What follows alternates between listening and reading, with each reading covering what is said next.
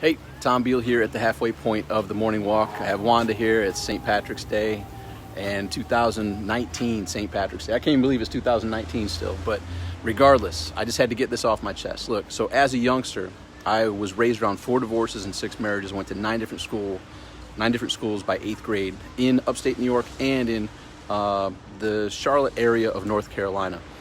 And from that, I just recognized that people I didn't know with those marriages and divorces now were my family. And what it did in my experience in going to all those different schools, it plugged me into a whole bunch of different environments, a whole bunch of different social economic statuses, a whole bunch of different races, a whole bunch of different ways of being. And in essence, it opened my eyes to the fact that I believe we're all family, part of the human family, right? There's 7.5 billion humans, all part of this human family. There's roughly however many billions, if not trillions, of cells in our body that work together. And those cells work together to keep that body alive. So as a body of humanity, it always boggles my mind to see that one certain group of people don't like another certain group of people. And from my perspective, as part of this human family, just like any normal family, there's going to be people that have different opinions, people that have different perspectives, people that have different ways of being.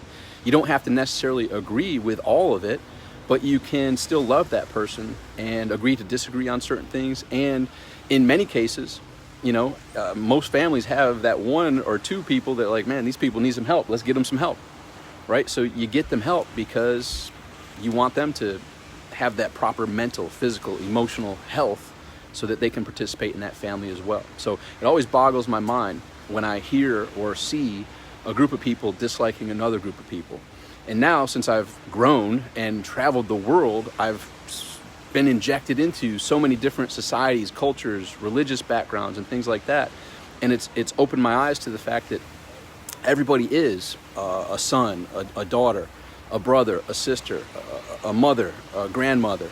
And everyone has their own little communities, their own ways of being. And from my perspective, as long as they aren't harming any others, believe what you want to believe, act how you want to act, and there's good people all over the world. So it always boggles my mind when I see that. It makes me wonder, I wonder what's going on there. But if you're seeing this, regardless of what nationality you are, what color your skin is, what religious background you are, what any other labels there are, I just want you to know that I love you, and so do many other people.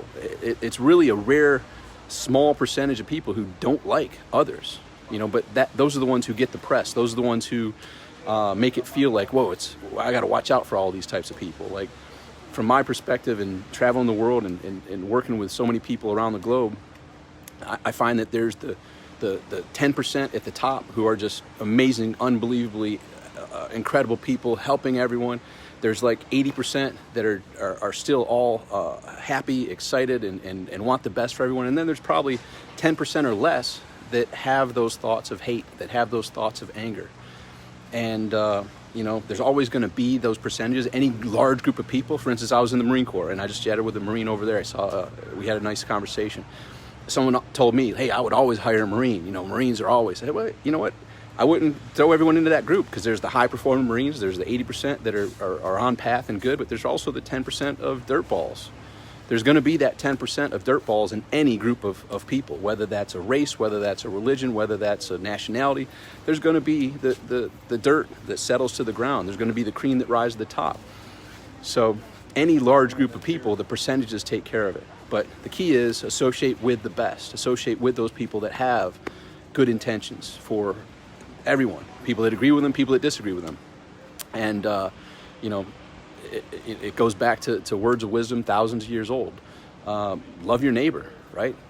Love your neighbor, care about people, care about your brothers and sisters in the human race. And also, the harder one is love your enemy, right? Everyone can love the people who love them back. The difficult part is loving the people that may see things differently, may have a different perspective, a different way of being. Love your neighbor, love your enemies. And that's a good challenge. So Karen, good morning. Just had to get that off my mind. It always boggles my mind to see labels and see groups that don't like other groups and harbor that hate and harbor that anger. And it's a really hard pill to swallow to see that. But, you know, just had to get that off my chest, let everyone know we are all a part of this human family. We're all cells in this body of humanity. So treat each other with respect, treat each other with love. Love your neighbor, love your enemy, love yourself. All right, enough philosophical talk, time to finish the walk. Talk with you soon. Make today great. Bye for now.